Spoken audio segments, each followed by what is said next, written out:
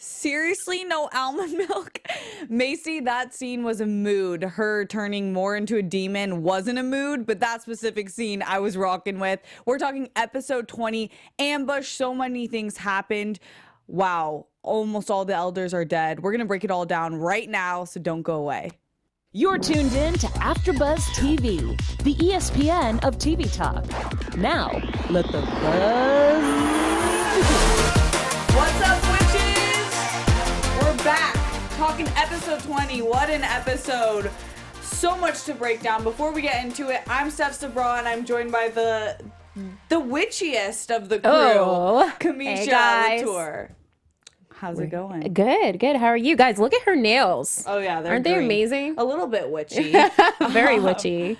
Happy Cinco de Mayo. We have other important business to talk about other than Cinco de Mayo because a ton of things happened today in this episode. We'll be talking about Macy breaking Elder Bari's needle, the finding another one of Marisol's secrets for the power of 3. Hunter succeeds in killing all the elders except for Charity and gets a complete upgrade, which I have questions about. I don't know if I missed that, but he totally got stronger. Oh, yeah. Mel telling Niko the truth. Fiona's plan being revealed, and the Harbinger returns fully at the end. We only get it for a few seconds, but you can tell it's going to be devastating. And then we will have our special segment where Kamisha will break down the coinciding episode of the OG Charmed. So episode 20 from 1999. So that's always fun because we have to pay homage to the OG always, because I know you guys are OG fans like us. And then we will have some predictions and wrap it up. But please keep rocking with us in the chat. We love when you guys get involved because you guys see things that we don't always see. But overall thoughts, what'd you think of episode 20? This episode was insane. First off, I think I really loved how there was a lot of like sister bonding in this, although there were some crazy intense scenes with the sisters, but also we had some beautiful moments, which I really enjoyed. And Macy just going full on demonic at certain points. That was very intense. So I really, really enjoyed this episode. Me too. I think it was my favorite of the season because I think all 3 witches, the power of 3, have gotten really comfortable with these roles and have become their roles essentially. So it always takes some time to really fit into the role that you're portraying, and I think that they've really hit their stride. Definitely. The storytelling of this episode was better than what we've seen before, and we're getting the answers that we need to as there's only a few episodes left, which I can't believe. So I really love this episode. I wanted to kill Hunter myself, but I couldn't go through the screen. I wasn't successful. Let's get into kind of the beginning of the episode where Macy is full on demonic, and this is where she gets so pissed about not having almond milk, which is a mood, but also such a diva mood. Yes. What'd you think? We knew last episode we saw a preview of her getting more demonic, but I thought her good side, her like witch side, was so much stronger, but you really see how that power is so strong. Yes. So I thought that she wouldn't, like, she was gonna feel a little out of control with it, but in this episode she really seemed comfortable in her skin and comfortable in like that sort of demonic presence, which was shocking because I thought she was gonna go crazy about it. But as we see at the beginning, she didn't even notice that her eyes went black. Yeah, which was really freaky. And her voice was deepening. And she seemed so calm about it. So I don't know.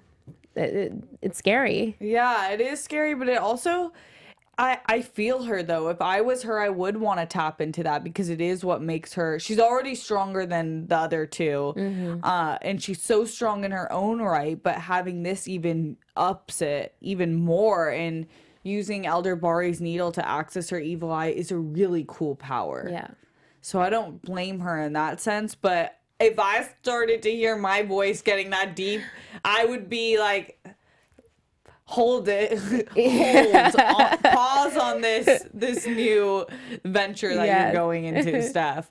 But it's interesting. I didn't think it could last forever, though. I feel like it had to have hit a bad moment, which it did, when Mel called her out for it, and she went crazy on her. Yeah. That was kind of scary. What did you think of that scene? It was really emotional. Yeah, it was. You're talking about at the beginning, right? Or the part where she throws Mel. her. Yeah, that is really crazy, because she, like she said, she could have killed her in that moment.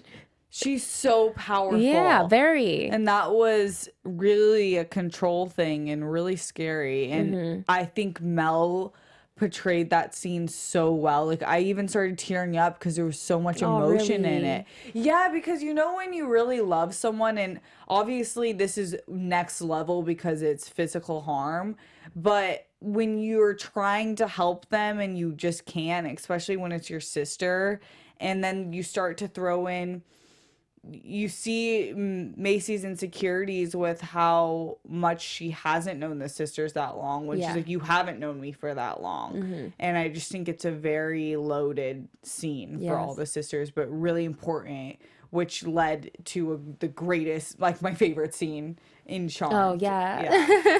Before we break that down, though, I want to say thank you guys for being in the chat. Ivan Soto, XV Law, XV, College Girl 1900, Andrew Quisenberry, all of you guys in the chat, thank you guys so much. You make this so fun. We really want to thank you guys for making us the ESPN of TV talk. We get to come here every week and talk to you guys about witchy things, how cool is that? I had to throw in that pun. But we want to ask that if you're watching on YouTube, make sure to hit that like button. Leave us a comment after. I'll shout out some comments from last week later in this episode. We really appreciate those comments. Like I said, you guys notice things that we don't notice. So it really helps us get a better understanding of the show and form our predictions. And if you're on iTunes, leave us those 5 stars and review. We love the iTunes reviews. They're extra spicy. I really, really love those ones. But no matter where you are, keep up the conversation. You guys can always hit us up on social media. But we wanted to just say thank you. So let's get into Mel, Macy, and Maggie finding another one of Marisol's secrets. This was so cool. They were searching for answers of the current dilemma, which was that all the elders were being killed and Hunter was on the loose, which in the chat, I would love to see what you guys thought about him powering up. He called to it at the end that he got an upgrade. Was this from his dad? Was this from Alistair? How did it happen? Because I feel like I just missed that, and it doesn't seem like something that would have been missed. Yeah. I'm wondering if I don't know, wasn't paying attention to one line. So let me know what you guys think about that. But while they're searching for answers, they unlock a secret passageway from the bookshelf. And this was so cool because I wrote down kind of what she was saying. Marisol shows up, which we've been hoping for. I know we've talked about it, how in OG Charmed where they would get the mom and grandma back in the scene. So I really wanted more scenes with Marisol because she is such a pivotal part of the story. And she wants Maggie she talks about how Maggie's powerful emotions are and how she'll need to control them in these sorts of times because we are hitting what the end is, what the whole season was about. And she gives her this staff to help her focus the emotions. How cool is this staff? Amazing. I love the staff. Super cool. And the way she used it like a Jedi reminded me of Rey from the new Star Wars episode 7 and 8. I'm a Star Wars nerd.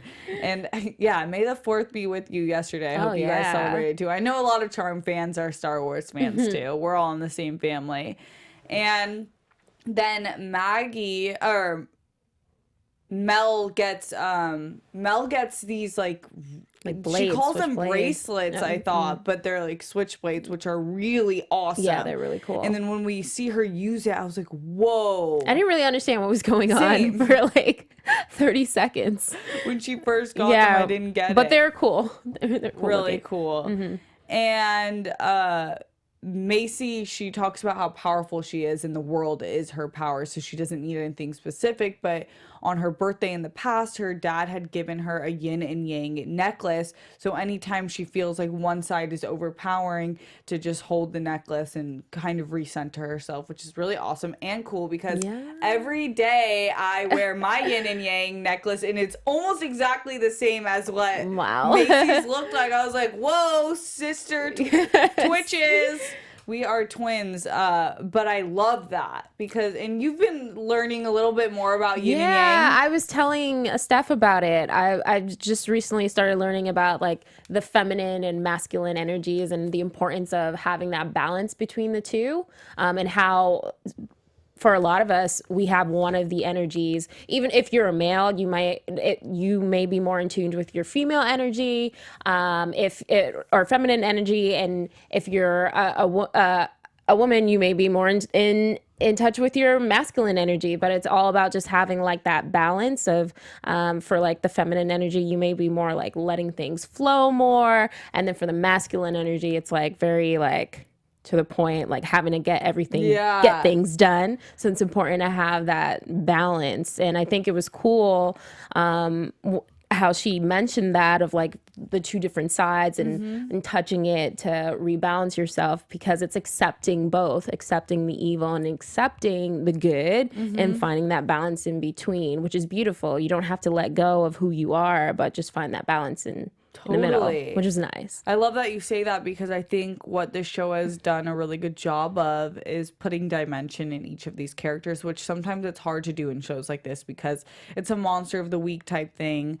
But especially with Macy and the idea of light and dark magic and your personality being dimensional and kind of influenced by the outside and inside factors going on with your life. But at the end of the day, you can make these choices, and life is totally about choices. I don't think anyone is inherently evil or inherently good. It's like there's this cool proverb about you have two wolves and whichever one you feed the most is going to be the strongest one. So if we constantly feed ourselves with light, and I think in her world, it would be surrounding yourself with your sisters and knowing what the greater good is.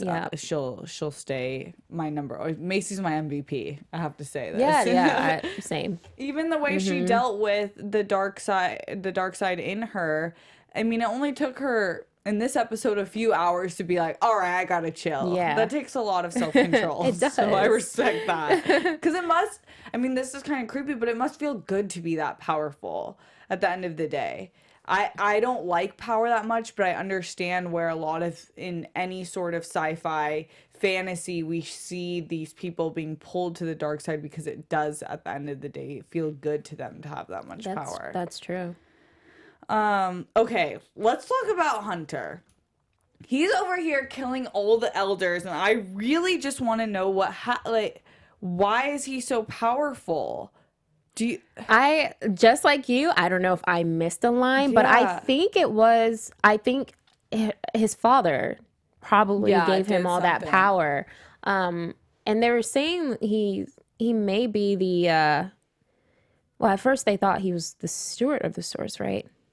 But we know. But then now we know that's Fiona. It has to be stewardess, which is so funny that they're so serious about their pronouns. But this leads to a really awesome, probably my favorite fight scene of the season with Mel, Maggie, and Macy. They get a chance to flex those new powers and their new gifts from Mama and fight Hunter. And we learn that as a part of the ancient prophecy, in order for the source to be risen, all of the elders must first die. So Hunter had, and it slipped past my mind about Charity as well, because at that time we thought Elder Silver would be the last one. Yeah. And he ends up getting, I think he died, right? They killed him. Elder Silver? No, they killed Hunter. But he was able to kill Elder Silver before he left. Yeah. I mean, it looks like they killed him. It looks like he died, but you never know. Yeah. Ivan said Hunter did not get an upgrade. He was already this powerful. But he was up against all three of them when he took Macy's place, and they banished him. And it seemed like they were only able to barely beat him today because of their upgraded powers. And he said to them during the fight, "Seems like you got an upgrade as well." That I do know he said that. Yeah. So, and the way he reacted when he was able to sort of outdo them all seemed like he realized that whatever he has is working and no one can like take him down. So I want to assume that he got an upgrade. Andrew Quisenberry, well, you have to consider that they have, from the chat, they had to squeeze stuff in because they thought they only had 13 episodes and they got 9 more for 22 episodes. Them getting more powerful wasn't stretched properly out. And then Ivan Soda said Hunter is an upper level demon. No, I know he's a really strong demon. Obviously, his dad's Alistair. They're a very strong family line. I just did like the power of 3 is the power of 3 at the end of the day, and for them, typically they can always take on anyone. Yeah. The only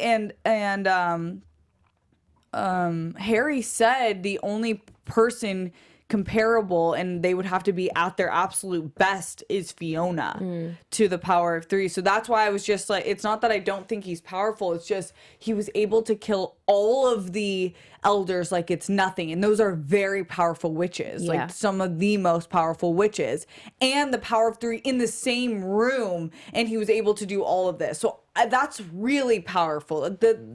That's basically saying he is the most powerful, which he's not. Yeah. That's where I'm coming from. But Ivan Soto asks again, what do you think about them showing self-harm? What do you mean? Can you explain? Self-harm, the voodoo doll Oh, part? yeah, with Fiona. Yeah, that was creepy, but obviously she was channeling her demon. Yeah. That was really creepy. Yes. I hated that scene. That scene was She was able so to hard to defeat watch. Fiona in that second, but that was...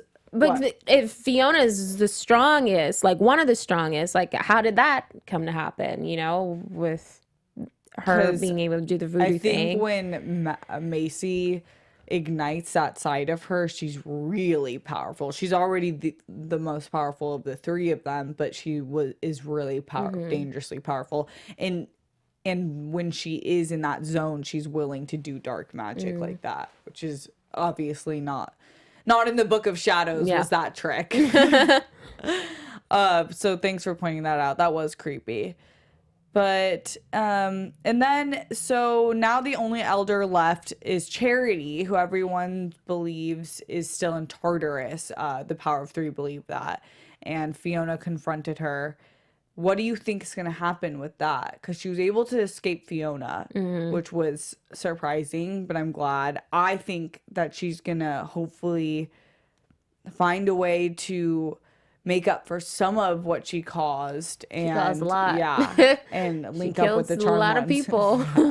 Some powerful people. I don't know. But I do hope that she comes to her senses, and she it seems like she is, and that she can sort of side with the charmed ones and help vanish or take down Fiona. But again, Charity has done a lot of horrible things, so we'll see if she does get forgiveness, if that's what happens. I would love to know more about Fiona, though, because she has such a vengeance. And I wish we got more scenes from the past with her, just to kind of understand her motive a little bit more. She wants to eliminate magic for good, and that's crazy to me. And now she's even linking up with Alistair because Fiona is his stewardess that he needs, and he needs her to put the source into the vessel, which is Parker. And however, Fiona and Alistair's goals don't align though because of Fiona's motives. Yeah. So that's kind of a tricky pairing, but I'm excited to see them. Are they paired? They're not. They're paired out of a force. He healed her after Macy took her powers, essentially. Okay. But the twist was that she has to be the stewardess, which he didn't know, but she did. Got it. So they're working together now in that sense, I believe. Yeah, so she wants to destroy all magic and he wants to have all the magic. So I don't know what will happen with that. Oh, okay. Yeah. XV Law, WXV says Fiona was in hell for 10 years because the elders deemed her to be powerful. I'd be mad. No, That too, I know, yeah. I know we heard what happened. I would like to see it to just have more emotional grounding under that, because it's one thing to just say and another thing to kind of feel what she went through for 10 years. True. So that's what I meant by that. And so finally, the last two topics, we have the Harbinger returns. So we don't really see the Harbinger in the episode, but we see people becoming sick with it, like Niko succumbing to this strange illness that makes them bleed out from their eyes and their nose, which is so creepy. And so next episode, I'm sure we'll get a lot more with that. Remind me the Harbinger of Hell, because I'm blinking right now. Was that the In the pink can. Okay, yeah. Yeah. Got it. So that's what's going to control why it's so important, is because nothing can happen with the magic without that. Got it. Mm-hmm. That's what the whole season kind of was based off of, what they don't want to happen, which is happening now. Yeah. So Alistair is in possession of the Harbinger because that's how we got it from Charity out of the paint can. So we'll see what happens there. I'm really excited to finally see that come into fruition, because that's supposed to be the end all be all. And then finally, the last important topic of this episode was Mel telling Niko the truth. Niko killed this scene. There's so much emotion in it, and I feel her. She thought she was going crazy because Mel decided to wipe her memories, and it makes me question Mel's decision, because when it happened, I was like, of course she has to do that. But then it's like, did she? I don't know. What do you think? I thought it wasn't her decision. Wasn't it Harry? No, I think it was ultimately I think ultimately Mel made the decision, though. Okay. And I get it was probably all of them, and the elders would have handled it regardless. Yeah. But still. I mean, yeah, I can see where Niko's coming from, of how it was a selfish act. But again, she was also doing it for Niko too, in a sense. So Niko doesn't have to go through all that pain, because Niko was going through a lot of trouble with Mel. Yeah. Being attacked by these demons and all that. She needed to protect her. It's crazy because they kissed this episode and she's fully engaged because of her destiny was changed, and that actually really screws her over in a way I didn't think about before, because I didn't realize that she was miserable in that relationship, and that was the same relationship, because it just went back on that timeline. That sucks. Yeah. That really sucks, because they're gonna get married. They just had the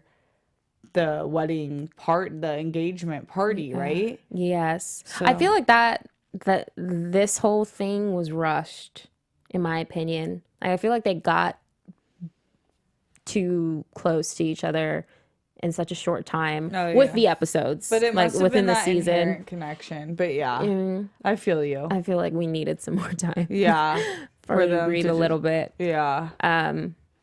Yeah. It's kind of irresponsible on Mel's end for her to have to end up back in this situation after what she had to do to Niko. But again, love has its way of making us do crazy things. Interesting. Well, I'm excited for next episode. I'm really excited for the final episodes of the season. I really want to know what happens, who's gonna die, who's gonna live. Yeah. Anything else? Any other thoughts? No other thoughts. Let's get into our special segment. Oh gosh, that scared me. Love it. Take it away, Kamisha. Yes. Okay, so we are going back to May 12th, 1999. Oh, and for any new AfterBuzzers coming in today, this is where we go back in time to talk about the original Charmed and how it connects to this current episode of the Charmed reboot. So, written by Brad Kern. The evil spirit of a serial killer escapes from Alcatraz Island seeking revenge while Piper is away in Hawaii for work. So it's up to Phoebe and Prue to figure out how to vanquish this evil spirit and stop him from killing again. And they do this with the help of Andy.